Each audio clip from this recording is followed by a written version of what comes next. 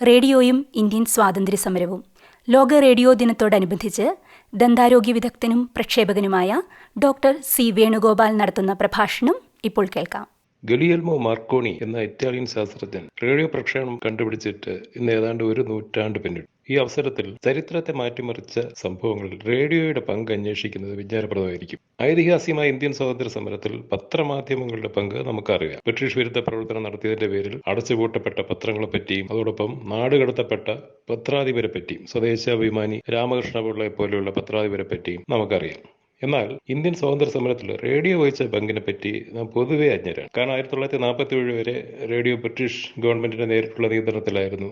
അതിനാൽ തന്നെ റേഡിയോയിൽ സ്വാതന്ത്ര്യ സമരത്തിന് അനുകൂലമായ വാർത്തകൾ വന്നിരിക്കാൻ ഇടയില്ലെന്നും അതുകൊണ്ട് റേഡിയോയ്ക്ക് ഇതിൽ കാര്യമായ ഒരു പങ്ക് വഹിക്കാൻ കഴിഞ്ഞിട്ടില്ലെന്നും നാം പൊതുവെ വിചാരിക്കുന്നു. എന്നാൽ ഈ ധാരണ ശരിയല്ല. സ്വാതന്ത്ര്യ സമരത്തിൽ പ്രത്യേകിച്ചും 1942 ക്വിറ്റ് ഇന്ത്യ സമരകാലത്ത് ഇന്ത്യക്കകത്തും പുറത്തും രഹസ്യമായി പ്രവർത്തിച്ചിരുന്ന റേഡിയോ സ്റ്റേഷനുകൾ പൊതുജനാഭിപ്രായം സ്വരൂപിക്കുന്നതിൽ വലിയൊരു പങ്ക് വഹിച്ചിരുന്നു. ക്വിറ്റ് ഇന്ത്യ സമരപ്രഖ്യാപനം ഉണ്ടായ ഉടനെ, അതായത് 1942 ആഗസ്റ്റ് 8 അർദ്ധരാത്രി തന്നെ ബ്രിട്ടീഷ് ഗവൺമെന്റ് പ്രധാനപ്പെട്ട നേതാക്കളെ എല്ലാം തടവിലാക്കി. ഈ അവസരത്തിൽ കോൺഗ്രസ് നേതാവായ റാം മനോഹർ ലോഹ്യ പോലീസിന് പിടികൊടുക്കാതെ മുംബൈ നഗരത്തിൽ ഒളിവിൽ കഴിഞ്ഞു. പ്രധാന നേതാക്കളെല്ലാം തന്നെ അറസ്റ്റിലായതോടെ എന്താണ് സംഭവിക്കുന്നത് ജനങ്ങൾക്ക് അറിയാൻ കഴിഞ്ഞിരുന്നില്ല. ഈ അവസരത്തിൽ കാര്യങ്ങൾ ജനങ്ങളെ അറിയിക്കുന്നതിനും സ്വാതന്ത്ര്യ സമരത്തോടുള്ള അവരുടെ അഭിനിവേശവും ആവേശവും കെട്ടണയാൻ നിർത്തുന്നതിനും എന്താണ് ചെയ്യേണ്ടതെന്ന് അവരെല്ലാം ആലോചിച്ചു. ഒരു പത്രം തുടങ്ങുക എന്നുള്ളത് ആ അവസരത്തിൽ പ്രായോഗികമായിരുന്നില്ല. കാരണം രണ്ടാം ലോക മഹായുദ്ധം തുടങ്ങിയതോടുകൂടി പത്രങ്ങളെല്ലാം ബ്രിട്ടീഷ് ഗവൺമെന്റ് കർശനമായ നിയന്ത്രണത്തിലായി. പുതിയ പത്രം ആരംഭിക്കുക എന്നുള്ളത് ആ അവസരത്തിൽ പ്രായോഗികമായിരുന്നില്ല. അപ്പോൾ അതുകൊണ്ട് ഒരു റേഡിയോ സ്റ്റേഷൻ, രഹസ്യമായി ഒരു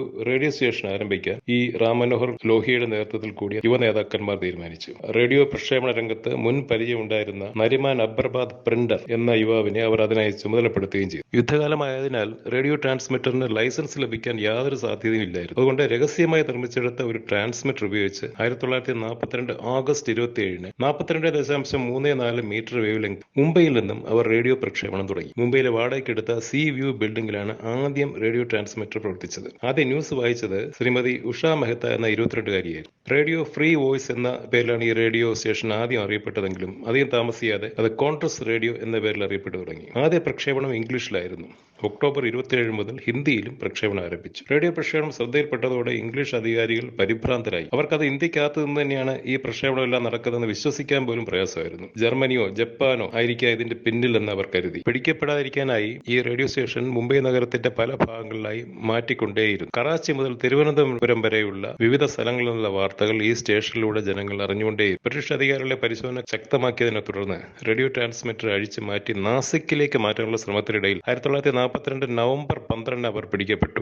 71 ദിവസത്തെ പ്രക്ഷേപണമാണ് ഈ റേഡിയോ സ്റ്റേഷൻ നടത്തിയത്. ഇതിൽ വാർത്തകൾക്കൊപ്പം ദേശീയ നേതാക്കളുടെ മുമ്പ് റെക്കോർഡ് ചെയ്ത പ്രസംഗങ്ങളും സന്ദേശങ്ങളും ഉണ്ടായി. ഉഷ മെഹ്ത്ത ഉൾപ്പെടെ റേഡിയോ സ്റ്റേഷനുമായി ബന്ധപ്പെട്ട് പ്രവർത്തിച്ചിരുന്നവരെ എല്ലാം ബ്രിട്ടീഷ് ഗവൺമെന്റ് അറസ്റ്റ് ചെയ്യുകയും ഏതാണ്ട് 6 മാസത്തോളം നീണ്ടു നിൽക്കുന്ന കഠിനമായ ചോദ്യം ചെയ്യലിന് വിധേയമാക്കുകയും ചെയ്തു. ഇവരെല്ലാം 4 മുതൽ 5 വർഷം വരെ നീണ്ടു നിൽക്കുന്ന കഠിന തടവിന് വിധിക്കുകയും ചെയ്തു. 1998 രാഷ്ട്രം ശ്രീമതി ഉഷ മെഹ്ത്തയ്ക്ക് പത്മവിഭൂഷൺ നൽകി ആദരിച്ചു. ഇന്ത്യൻ സ്വാതന്ത്ര്യ സമരത്തിൽ റേഡിയോയ്ക്ക് കുറച്ചുകൂടി ശക്തവും അതോടൊപ്പം ഫലപ്രദവുമായ മറ്റൊരു ഇടപെടൽ നടത്താനായത് പിന്നീട് നേതാജി സുഭാഷ് ചന്ദ്രബോസിലൂടെയാണ്. കൽക്കട്ടയിൽ ബ്രിട്ടീഷുകാർ വീട്ടുതടങ്കലിലാക്കിയിരുന്ന നേതാജി 1941 ജനുവരി 16 തടവിൽ നിന്നും വേഷപ്രച്ഛന്നായി രക്ഷപ്പെടുകയും വളരെ സാഹസികമായി അദ്ദേഹം അഫ്ഗാനിസ്ഥാനിലെത്തുകയും അവിടെ നിന്ന് സോവിയറ്റ് യൂണിയനിലൂടെ ജർമ്മനിയിൽ എത്തിച്ചേരുകയും ചെയ്തു.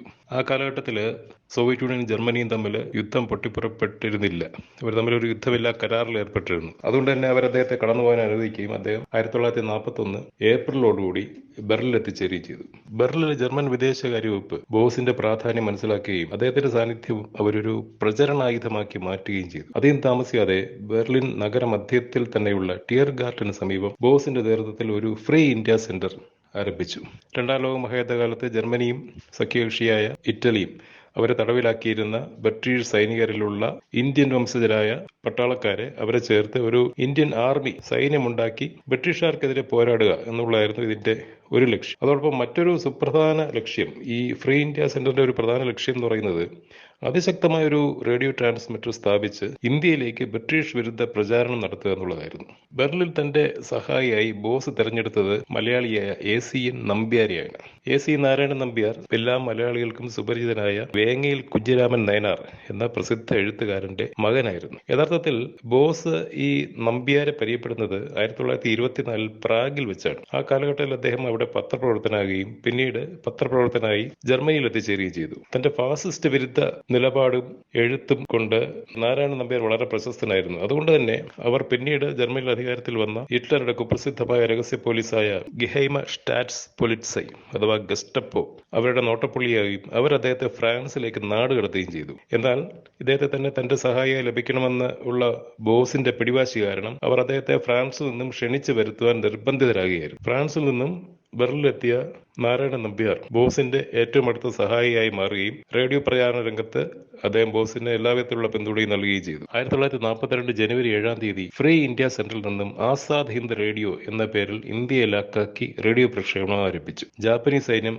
സിംഗപ്പൂർ കീഴടക്കിയതിനു ശേഷം 1942 ഫെബ്രുവരി 19 ആസാദ് ഹിന്ദ് റേഡിയോ നടത്തിയ സുപ്രധാനമായ ഒരു പ്രക്ഷേപണത്തിൽ ലക്ഷക്കണക്കിന് ആളുകൾ നേതാജിയുടെ ശബ്ദം കേട്ടു. ഇതിൽ പൊതുശത്രുവായ ബ്രിട്ടീഷുകാർക്കെതിരെ സഹായത്തിനിറക്കാൻ കഴിവുള്ളവരെല്ലാം നാം സുഹൃത്തുക്കളായി കണക്കാക്കണമെന്നും അവരുടെ സഹായം സ്വീകരിക്കണമെന്നും ബോസ് ജനങ്ങളെ ആഹ്വാനം ചെയ്തു. 2 ആഴ്ചയ്ക്ക് ശേഷം നടത്തിയ മറ്റൊരു സുപ്രധാന പ്രചാരണത്തിൽ അദ്ദേഹം ബ്രിട്ടീഷുകാർക്കെതിരെ യുദ്ധത്തിലിറങ്ങാൻ എല്ലാ ഇന്ത്യക്കാരെയും ആഹ്വാനം ചെയ്തു. ബ്രിട്ടീഷ് ഉൽപ്പന്നങ്ങൾ ബഹിഷ്കരിക്കുക, നികുതി നൽകാതിരിക്കുക, ബ്രിട്ടീഷ് യുദ്ധസന്നാഹങ്ങൾ അട്ടിമറിക്കുക തുടങ്ങി ബ്രിട്ടീഷുകാർക്കെതിരെ 18 മാർഗങ്ങളാണ് അദ്ദേഹം ആവിഷ്കരിച്ചത്. അതോടൊപ്പം ബ്രിട്ടീഷ് കുപ്രചരണത്തിൽ വീഴരുതെന്ന താക്കീതും അദ്ദേഹം നൽകി. അന്ന് ബ്രിട്ടീഷുകാരുടെ നിയന്ത്രണത്തിലായിരുന്ന ആൾ ഇന്ത്യ റേഡിയോയെ അദ്ദേഹം ആന്റി ഇന്ത്യ റേഡിയോ എന്നാണ് വിശേഷിപ്പിച്ചത്. ഈ കാലഘട്ടത്തിൽ അദ്ദേഹത്തിന്റെ പ്രക്ഷേപണങ്ങളെല്ലാം തന്നെ ഇൻഗുലാബ് സിന്ദാബാദ് എന്നോ ആസാദ് ഹിന്ദ് സിന്ദാബാദ് എന്നോ ഉള്ള മുദ്രാവാക്യങ്ങളോടുകൂടിയാണ് അവസാനിച്ചിരുന്നത്. റേഡിയോ പ്രക്ഷേപണം ആരംഭിച്ച് കുറച്ച് മാസങ്ങൾക്കുള്ളിൽ തന്നെ പ്രക്ഷേപണ ദൈർഘ്യം 15 മിനിറ്റിൽ നിന്നും 2 മണിക്കൂറായി വർദ്ധിപ്പിച്ചു.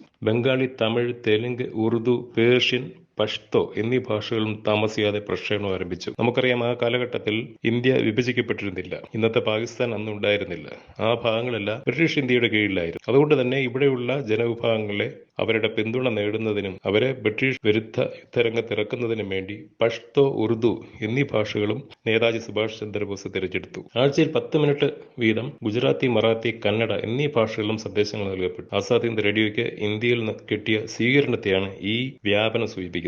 2ാം ലോക മഹായുദ്ധത്തിൽ ഇന്ത്യക്കാരുടെ പിന്തുണ ലഭിക്കുന്നതിനായി ബ്രിട്ടീഷ് ഗവൺമെന്റ് ആവിഷ്കരിച്ച ക്രിപ്സ് മിഷൻ പ്രവർത്തനം തുടങ്ങിയതോടുകൂടി ആസാദ് ഹിന്ദ് റേഡിയോയും അതിന്റെ പ്രചാരണം ശക്തമാക്കി. 2ാം ലോക മഹായുദ്ധകാലത്ത് ബ്രിട്ടനെ സഹായിക്കുകയാണെങ്കിൽ അതിനുശേഷം ഇന്ത്യക്ക് ഡൊമിനിയൻ സ്റ്റാറ്റസ് നൽകാമെന്നും അങ്ങനെ യുദ്ധവിജയത്തിന് ആവശ്യമായ എല്ലാ പിന്തുണയും നേടുക എന്നതുമായിരുന്നു ഈ ക്രിപ്സ് മിഷന്റെ ലക്ഷ്യം. ബ്രിട്ടീഷ് പ്രചാരണത്തിലോ പൊള്ളയായ വാഗ്ദാനങ്ങളിലോ വിശ്വസിക്കാതെ സ്വാതന്ത്ര്യത്തിനു വേണ്ടി പൊരുതാൻ അദ്ദേഹം ഇന്ത്യക്കാരെ ഈ അവസരത്തിൽ ആഹ്വാനം ചെയ്തു. യഥാർത്ഥത്തിൽ ക്രിപ്സ് മിഷൻ പരാജയപ്പെടാനുള്ള പ്രധാന കാരണം ആസാദ് ഹിന്ദ് റേഡിയോ ആണെന്ന് അന്നത്തെ ജർമ്മൻ വിദേശകാര്യ മന്ത്രി റിബൻട്രോപ്പ് അഭിപ്രായപ്പെട്ടിട്ടുണ്ട്. ക്രിപ്സ് മിഷൻ പരാജയപ്പെട്ടതോടുകൂടി Indian National Congress Quit India സമരം ആരംഭിച്ചു. ഇതോടുകൂടെ ആസാദ് ഹിന്ദ് റേഡിയോ അതിന്റെ പ്രക്ഷേപണം കൂടുതൽ ശക്തമാക്കി. അയർലൻഡിലേക്കും അമേരിക്കയിലേക്കും വരെ പ്രക്ഷേപണം തുടങ്ങാനുള്ള പ്ലാനുകൾ ആവിഷ്കരിക്കപ്പെട്ടു. എന്നാൽ ഈ അവസരത്തിൽ ജപ്പാൻ പശ്ചിമേഷ്യയിൽ നേടിയ വിജയത്തെ തുടർന്ന് 1943 മാർച്ചിൽ നേതാജി ഒരു ജർമ്മൻ അന്തർവാഹിനിയിൽ ജപ്പാനിലേക്ക് തിരിക്കുകയും അവിടെ INA-യുടെ നേതൃത്വം ഏറ്റെടുക്കുകയും ചെയ്തു. സുഭാഷ് ചന്ദ്രബോസ് ജപ്പാനിലേക്ക് പോയതോടുകൂടി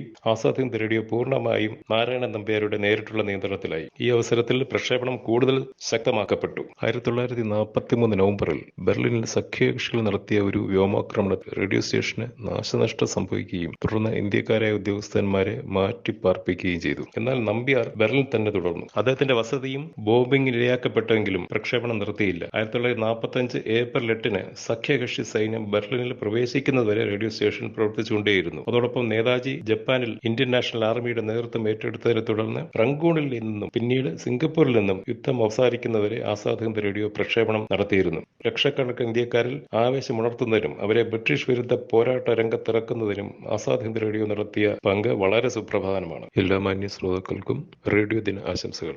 ലോക റേഡിയോ ദിനത്തോടനുബന്ധിച്ച് ദന്താരോഗ്യ വിദഗ്ധനും പ്രക്ഷേപകനുമായ ഡോക്ടർ സി വേണുഗോപാൽ നടത്തിയ പ്രഭാഷണമാണ് ശ്രോതാക്കൾ ഇപ്പോൾ കേട്ടത്.